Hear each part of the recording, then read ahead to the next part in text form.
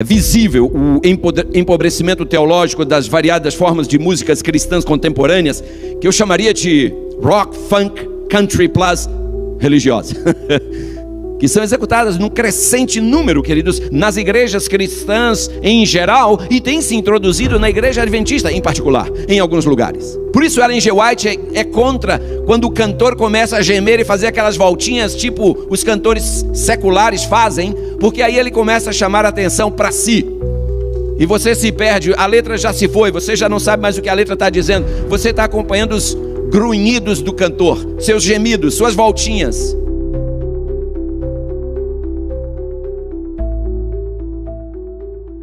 Música para Deus. Irmãos, como os senhores podem ver, música para Deus. Alguém poderia perguntar, mas e pode haver música para outro alguém? É interessante que na Bíblia a gente observa uma ênfase. A Bíblia nos mostra que, espiritualmente falando, só existem duas direções que nós podemos seguir: ou à direita ou à esquerda. Espiritualmente falando, só existem duas direções que podemos ir: ou para cima ou para baixo, ou para frente ou para trás. Espiritualmente falando, meus queridos, ainda de acordo com a Bíblia, nós temos apenas duas opções: ou o céu ou o mundo, ou a salvação ou a perdição, ou vida ou morte, ou quente ou frio, ou luz ou trevas, ou Deus ou Satanás. Semelhantemente, queridos, a música cristã, ela só pode ser executada também em duas direções. A música só pode ser oferecida a dois senhores: ou a Deus ou a Satanás. Por isso o tema é música para Deus. A música sacra, queridos, ela se assemelha a um prisma de vidro, através do qual refletem as verdades eternas de Deus. A música divide essa luz desse prisma em um espectro de verdades belas e maravilhosas dentro das Escrituras. Os hinos cantados, os instrumentos tocados no culto de uma igreja expressam aquilo que essa igreja acredita sobre Deus, sobre sua natureza, sobre sua revelação para a nossa vida presente e, claro, para o nosso destino futuro. Portanto, irmãos, a música define a natureza da experiência da adoração, revelando, claro, tanto a forma como o objeto dessa adoração. Quando a música é direcionada no sentido de agradar aos sentidos do indivíduo, a adoração passa a refletir essa cultura narcisista e, eu diria, antropocêntrica, de enaltecimento do indivíduo acima de Deus, na qual nós estamos vivendo. Essa tendência hedonista de nossa cultura é refletida numa crescente aceitação de vários estilos de músicas populares usadas para adoração na igreja, tão somente porque esse estilo de música oferece uma satisfação instantânea. Há quem diga que os hinos tradicionais da igreja não oferecem mais nenhum apelo para eles.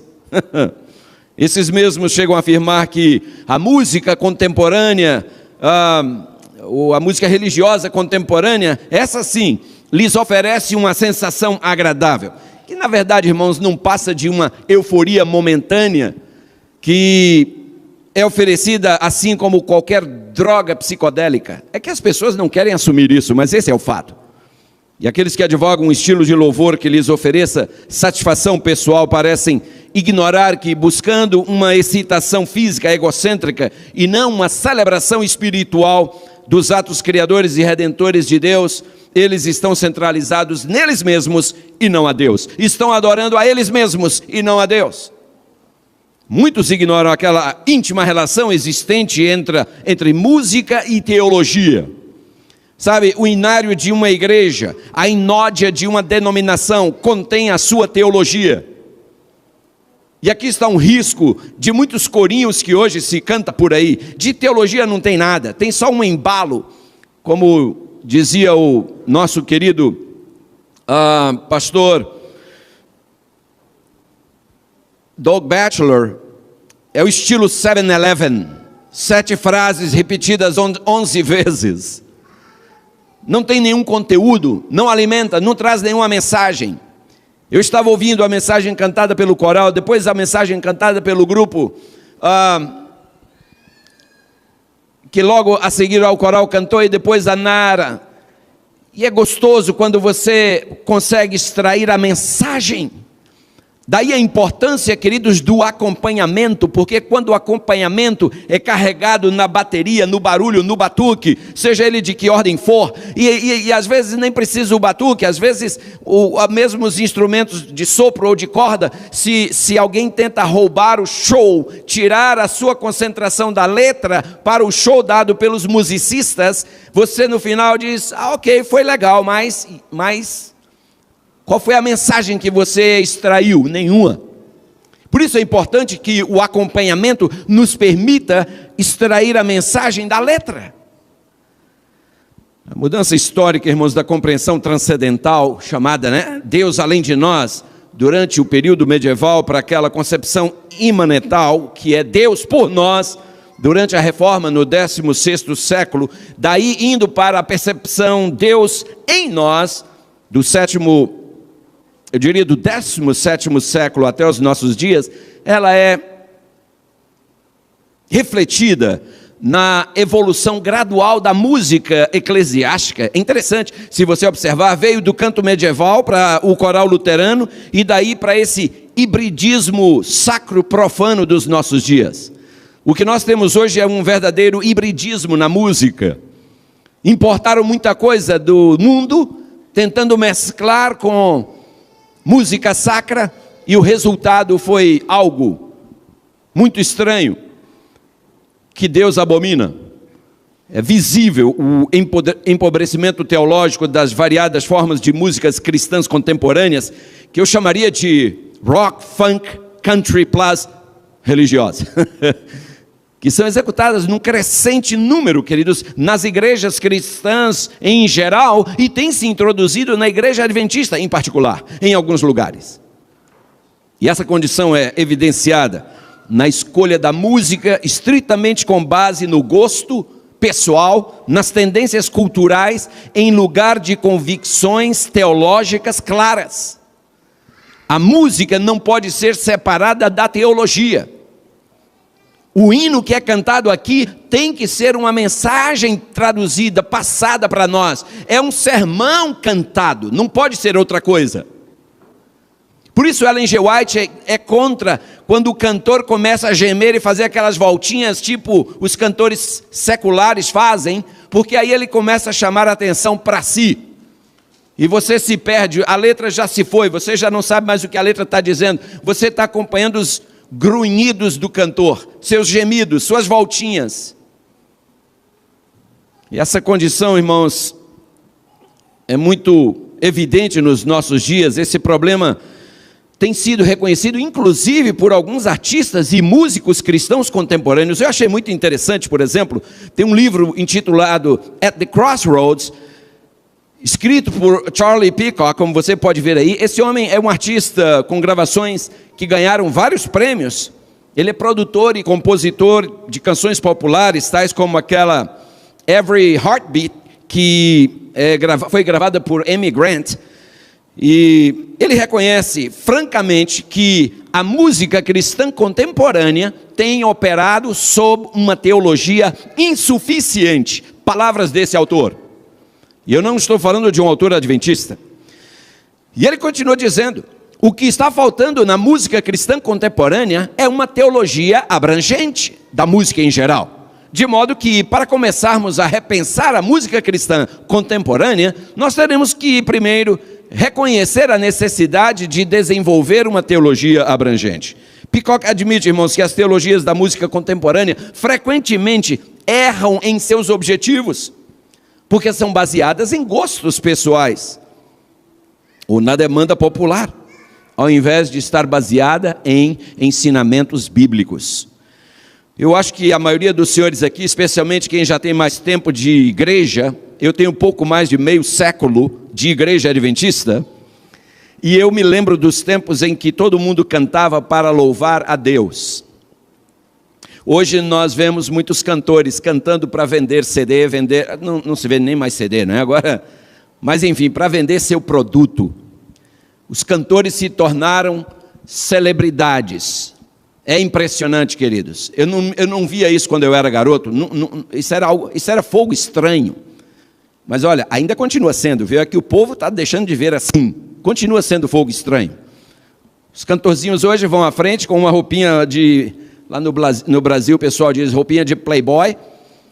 Entendeu? Que você fica imaginando como é que ele conseguiu fazer aquela calça passar no pé. E um estilozinho todo próprio.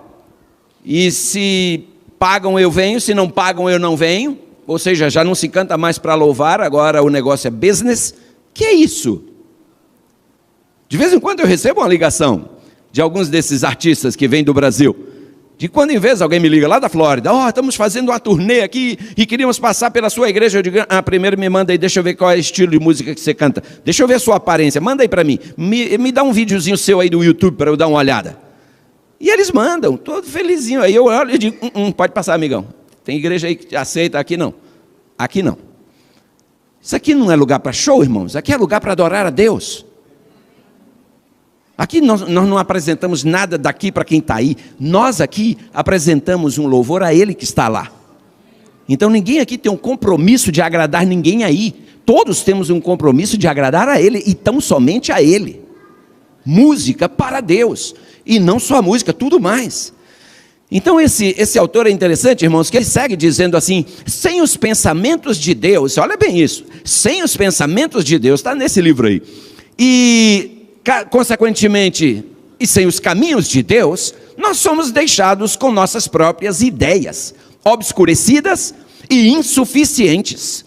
Se voluntariamente escolhemos negligenciar o trabalho de edificar teologias verdadeiras para nossas vocações, nos veremos despedindo-nos do brilho que ilumina a vida. Nos acharemos tropeçando cegamente pelo caminho que parece certo aos homens, mas leva a nada mais do que a escuridão. Irmãos, o desafio de repensar a estrutura teológica da música contemporânea não envolve apenas as igrejas evangélicas em geral, não. Envolve a igreja adventista do sétimo dia também. Muito frequentemente as canções populares usadas durante o culto na igreja são baseadas em uma teologia inadequada ou até mesmo herética, orientada por essa autossatisfação. E é interessante, tem uma música que eu até pensei em trazer, mas depois eu achei poderia dar problema com o YouTube por assunto de direitos autorais, mas os senhores conhecem aquela música We Get Lifted Up, que começa dizendo, eu aprendi um segredinho, diz a música, que você já deve saber. O segredo vem a ser que louvar ao Senhor faz tanto por nós, quanto faz por Ele, porque somos levados mais alto, somos levados ao alto, somos levados ao alto, e aí fica repetindo esse negócio um tempão, somos levados ao alto, quando louvamos ao Senhor, somos levados ao alto, quando louvamos ao Senhor. E a segunda estrofe começa dizendo, eu antes pensava que meu louvor era só para servir ao rei, olha bem isso, mas agora descobri que louvar ao Senhor faz tanto por nós, quanto faz por Ele.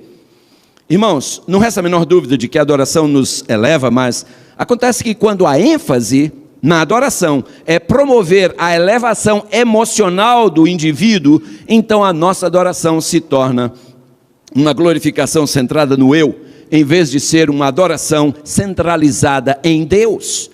O nosso louvor deixa de ser teocêntrico para se tornar antropocêntrico. E aí está o grande erro. Em última instância, nós cantamos sobre nós mesmos, em vez de cantarmos sobre a glória, a beleza e santidade de Deus, manifestas na criação e também na redenção. Nas últimas décadas, a gente tem observado, irmãos, uma crescente presença de uma teologia inadequada e enganosa, até nas músicas infantis, nas musiquinhas das crianças. Seguramente vocês conhecem uma série popular de canções infantis chamada Salty. E numa dessas canções, uma criancinha pergunta ao Salty: Salty, eu sou tão pequeno, como posso louvar ao Senhor? E isso é muito popular, irmãos. Desde que meus meninos eram pequenos, eles ouviam essas musiquinhas infantis. Mas olha a resposta que o Salty dá para essa criancinha: você consegue pular para cima e para baixo?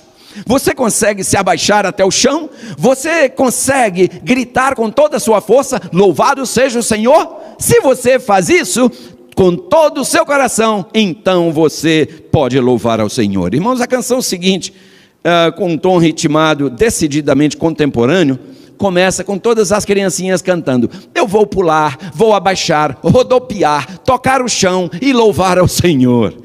A mensagem falsa dessa canção, típica da música e adoração orientada às emoções.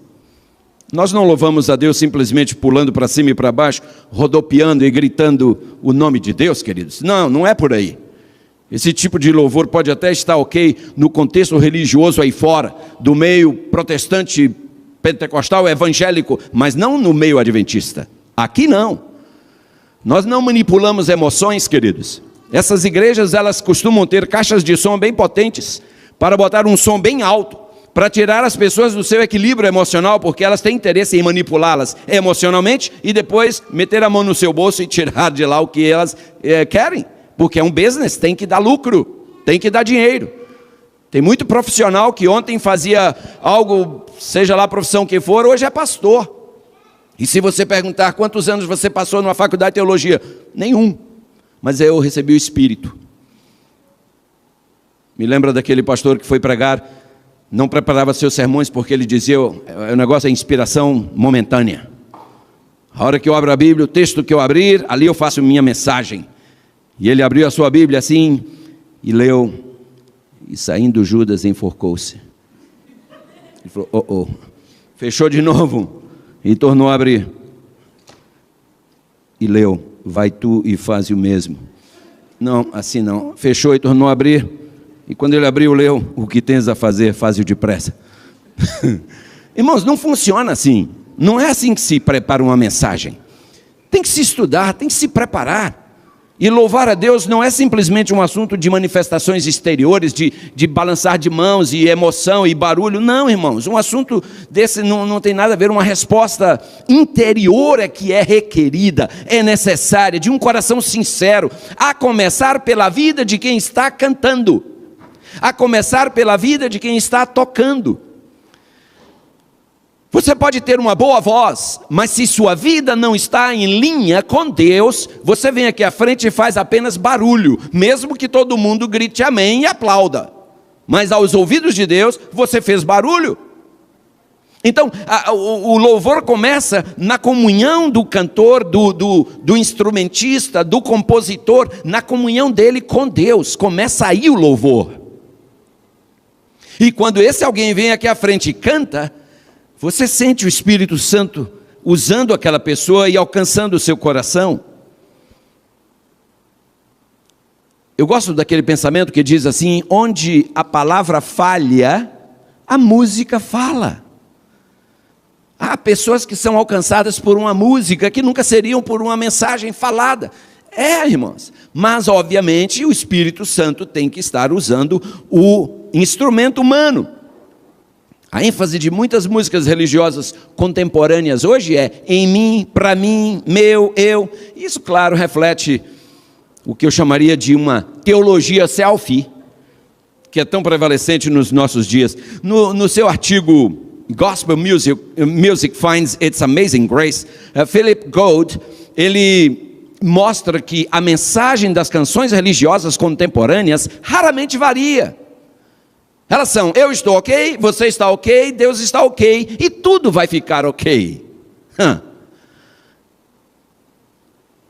Como a gente pode ver, irmãos, a teologia egocêntrica das canções religiosas dos nossos dias, refletida em suas letras, as quais contêm aí apenas vagas e obscuras referências a assuntos espirituais. Irmãos, eu poderia seguir mencionando muitos outros exemplos, mas foram me dados apenas 30 minutos, mas eu não gostaria de concluir sem enfatizar que a missão da igreja, nesse momento solene em que nós vivemos, irmãos, conforme retratada eficazmente pelos 3 anjos de Apocalipse, a missão da igreja é promover a verdadeira adoração àquele que fez os céus, a terra, o mar e as fontes das águas. Amém? A essência da tríplice mensagem angélica. E no seu livro Sing a New Song, Worship Renewal for Adventists Today, Raymond Holmes, ele escreveu o seguinte, ele disse: em nossa adoração adventista, entramos no santuário através da fé e podemos ver o mundo, o propósito da igreja, o ministério de nosso Senhor e nossas próprias vidas da perspectiva completamente abrangente de Deus e não apenas de nosso próprio ponto de vista, limitado, egocêntrico e estreito. O foco da adoração adventista, irmãos, deve estar no santuário celestial, onde Jesus continua ministrando continuamente na liturgia celestial em favor do seu povo, amém? Sim, é isso que a gente lê lá em Hebreus capítulo 8, versículos 1 e 2, Paulo, o autor de Hebreus, assim nós cremos, ele diz, nós temos um sumo sacerdote tal, que assentou nos céus à direita do trono da majestade, ministro do santuário e do verdadeiro tabernáculo que o Senhor fundou e não o homem. E por termos tal sumo sacerdote, ministrando lá nos céus em nosso favor, é que em Hebreus 4,16 nós lemos, cheguemo-nos, pois, confiadamente ao trono da graça, para que recebamos misericórdia e achemos graça, a fim de sermos socorridos no momento oportuno. Portanto, irmãos, a adoração da igreja deve refletir a adoração celestial. O convite para nós chegarmos ao trono da graça é obviamente um convite à adoração, oferecendo ao nosso Senhor nossas orações, nossos louvores e o nosso cântico. Porque, de acordo com Hebreus 13, versículo 15, por ele, pois, ofereçamos sempre a Deus sacrifício de louvor, isto é, o fruto de lábios que confessam o seu nome. Irmãos, que desafio para a igreja nos últimos dias. Deixar a glória e majestade da adoração celestial ser refletida através de sua música, através de suas orações, através de sua pregação. Isso é um grande desafio. E isso é apenas possível, irmãos, quando o nosso louvor é para Deus e não para o homem. Sim, amados, falamos no início que a música é como um prisma de vidro através do qual brilham as verdades eternas de Deus, e eu diria que um dos principais objetivos da música na igreja precisa ser proclamar cada aspecto da verdade bíblica.